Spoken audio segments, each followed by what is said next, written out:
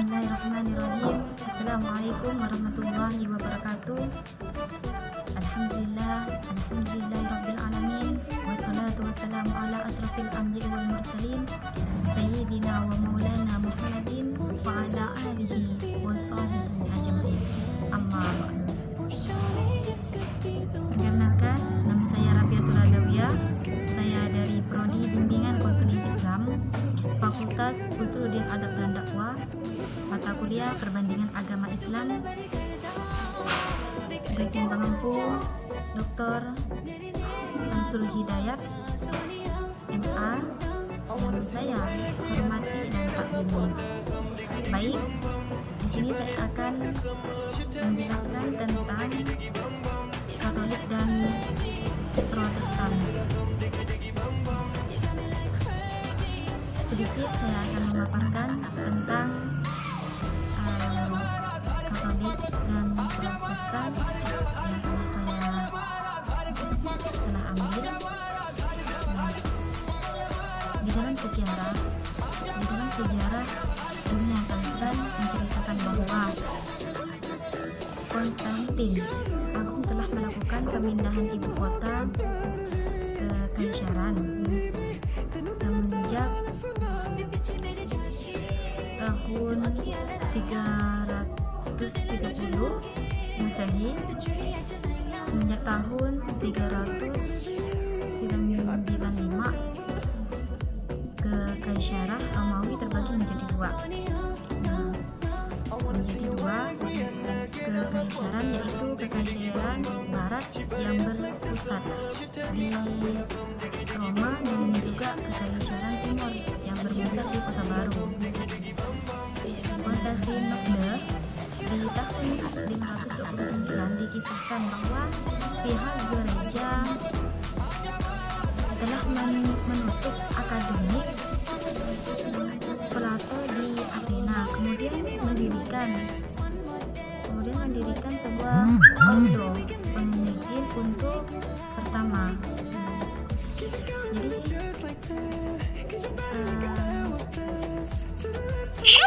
agama Kristen diketahui bahwa pada abad pertengahan itu agama Kristen telah menjadi filosofis yang cukup berpengaruh, sehingga abad pertengahan menjadi suatu kekuatan dalam persatuan kebudayaan Kristen secara politik Romawi telah berakhir menjelang abad keempat.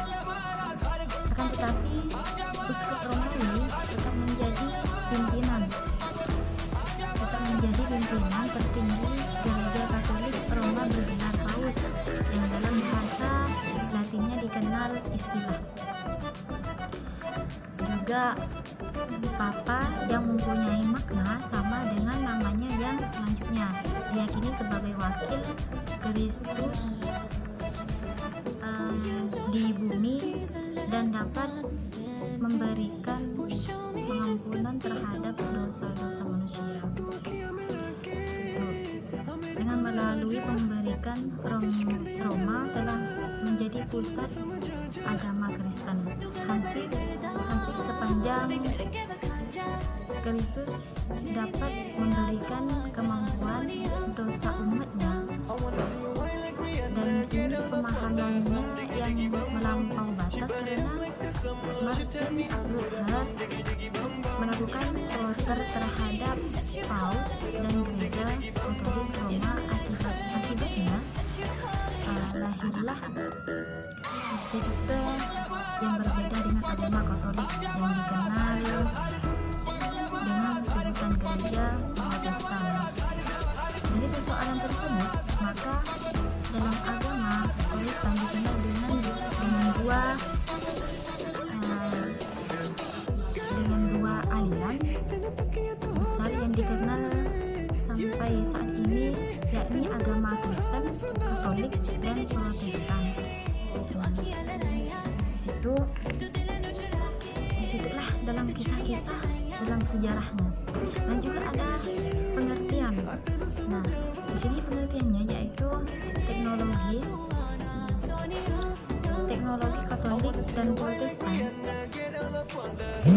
dilihat dari segi etimologi, berarti ilmu ketuhanan. Ya, jadi ilmu ketuhanan atau ilmu tentang Tuhan. Sedang dilihat dari sudut teknologi bahwa teknologi merupakan suatu pengetahuan tentang ilmu ketuhanan yang mencakup tentang sifat-sifatnya Tuhan dan dasar-dasar kepercayaan kepada Tuhan dan agama, terutama berdasarkan kepada kitab suci. Katolik mempunyai makna suatu sekte agama Kristen yang secara etimologi berasal dari kata protes. Dari kata protes yaitu satu sekte yang bertentangan dengan sekte Katolik.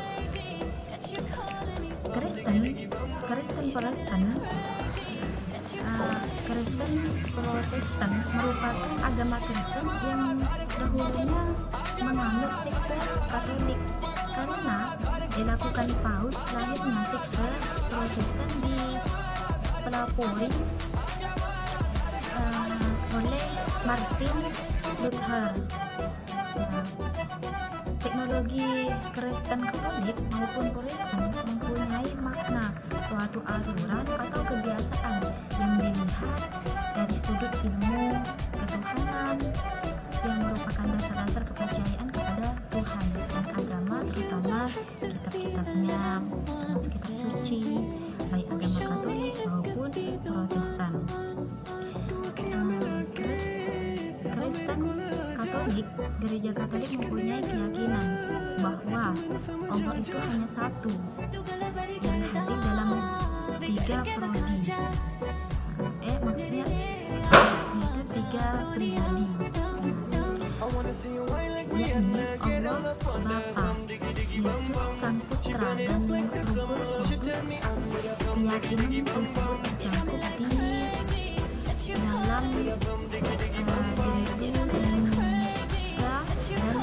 dan di dalam keterangan Gereja Katolik. Sesungguhnya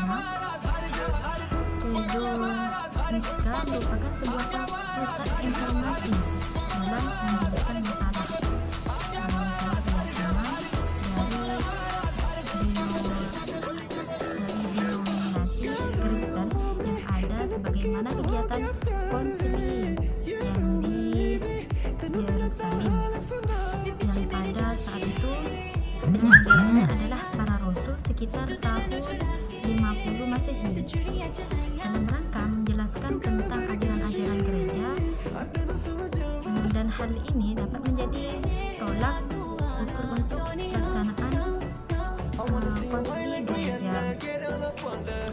Secara kelanjutan, sebagaimana tercatat dalam sejarah tadi, dalam sejarah umat Kristen, bahwa konsili terakhir yang dilaksanakan oleh para pimpinan pemimpin gereja di sepanjang sejarah. Pertama kalinya konsili gereja tersebut dilaksanakan di Vatikan pada tahun 1965.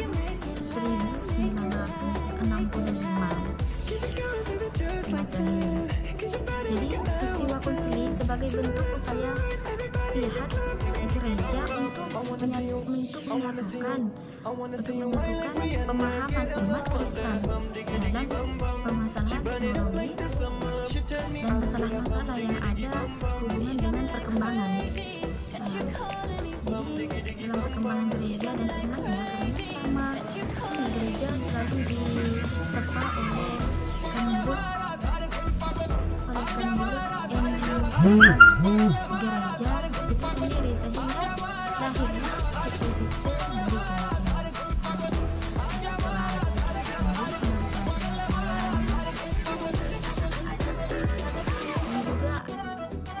Dan juga dalam situ pengajaran tujuh sakramen orang-orang Katolik dan melakukan sesuatu berdasarkan kepada janji Yesus yang dituangkan dalam segala sesuatu berdasarkan kepada janjinya Yesus, yaitu yang dituangkan dalam Injil, di mana gereja Katolik percaya bahwa dia dibimbing secara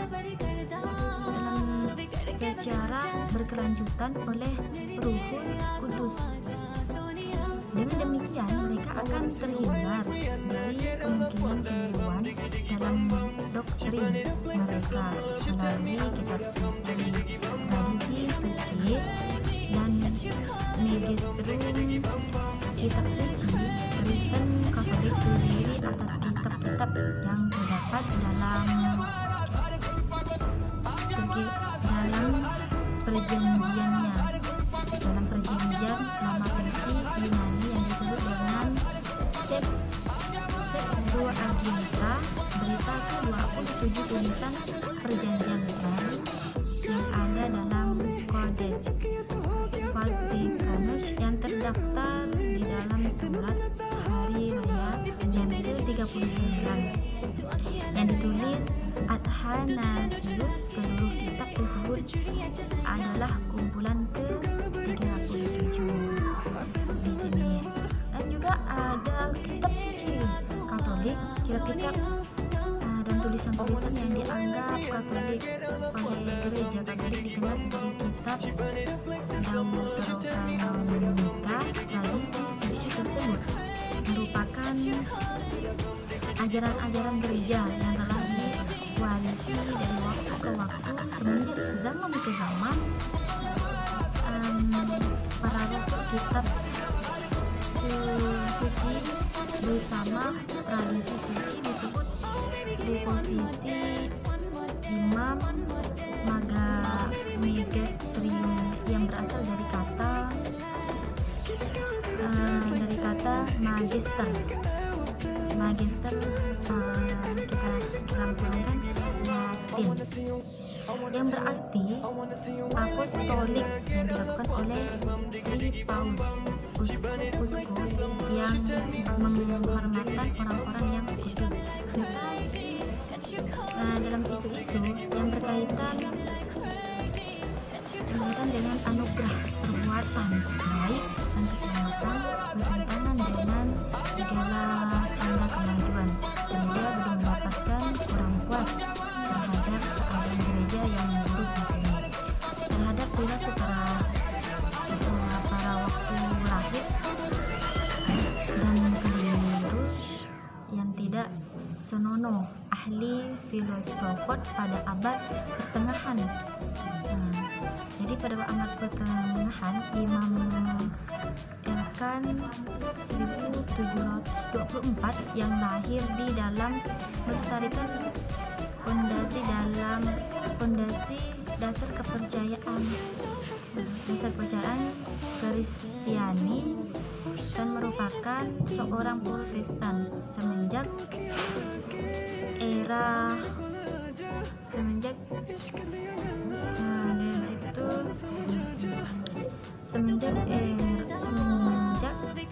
awalnya era reformasi. Ajaran Protestan selalu dicirikan oleh temannya pada imam gereja. Waktu Katolik sebaiknya sejak awal atas pertengahan lebih mempercayai akal sebagai pilar dan juga keimanan percakapan tentang bisa ditukar dengan 10 juta uang, keping emas. Hal inilah yang mengamati secara sama bahwa terjadinya kecurangannya. Itu. Dan juga ini agama adalah yang dibawa oleh seorang nabi.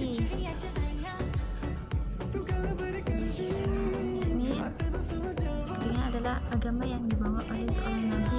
Allah mengutus nabi pada manusia untuk mengajarkan syariat, mengutus nabi kepada manusia syariat Nabi ini berfungsi sebagai utusan bisnis dan Allah kepada orang Yahudi. Allah mengutus Nabi Musa alaihi wasallam kepada umat Nasrani. Allah mengutus Nabi Isa alaihi salam dan kepada seorang manusia pasca kenabian Isa. Allah satu nabi terakhir, yaitu Muhammad Shallallahu Alaihi Wasallam. Sayangnya semua nabi itu justru hanya diutus untuk satu umat saja dan tidak untuk umat yang lain kecuali Muhammad. Maka apa yang pernah diajarkan oleh seorang nabi buat umatnya yang menyebut nama Allah dengan nama lain tidak boleh bagi kita umat Islam. Bagi umat Islam mengikuti memanggil Allah dengan panggilan yang mereka berikan, karena panggilan ini berbeda dengan umat Islam. Dan juga kitab suci. Nah, di sini saya jelaskan tentang kitab suci.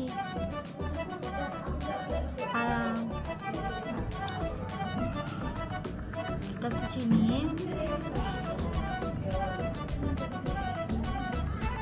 dan juga Kristen juga mempunyai kitab suci yang dimana kitab suci ini tidak lain adalah firman perkataan Allah. Tidak lain adalah firman Allah, perkataan Allah yang berisi aturan dan syariat, dan secara khusus diperuntukkan buat kaum yang didatangi oleh para nabi. Itu masing-masing agama itu berasal dari perkataan Allah. Jadi hanya perbedaan kita dengan mereka. Perbedaan dalam kitab-kitabnya, tapi sebenarnya itu adalah sama kita juga salah satu maupun kitab dari Allah Subhanahu wa Ta'ala, namun hanya orang lain beragama saja yang membedakan panggilan Allah itu Tuhan. Tapi kita sebagai umat Islam tidak boleh mengubah panggilan itu. Di sini itu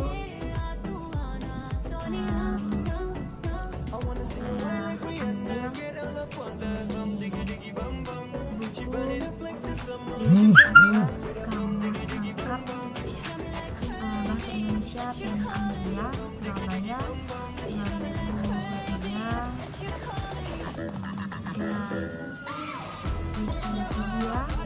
dari Indonesia Katolik, mengajarkan pembangunan agama, Ustaz Dr.